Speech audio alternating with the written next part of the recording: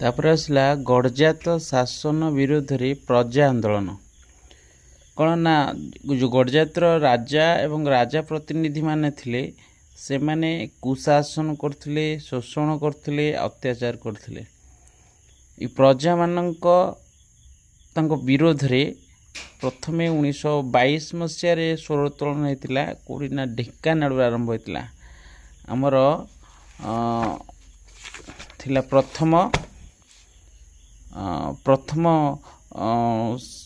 11टी क स्तर 11टी संख्यार प्रथम राज्य थिला गडजात राज्य थिला ढेंकानाळ, जोटा 1922 रे हितला।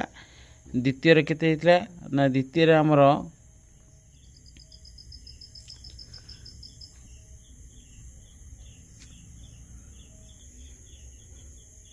1928 रे हितला नीलगिरी रे।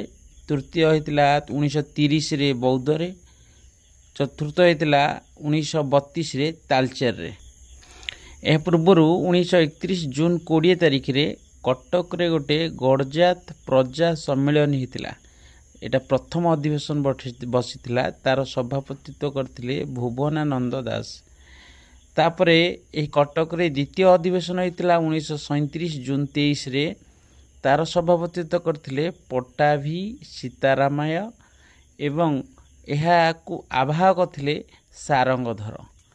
एवं 1937 रे प्रजा मानक आंदोलन को भारतीय जातीय कांग्रेस समर्थन करथिले।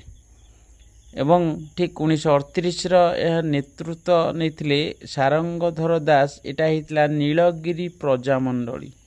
एवं धीरे धीरे मुख्य गडजात आंदोलन गुड़िक विराट आकार नेथिला। यार मुख्य गडजात राज्य गुड़िक नीलगिरी, ढेंकानाळ, तालचेर आउ रणपुर।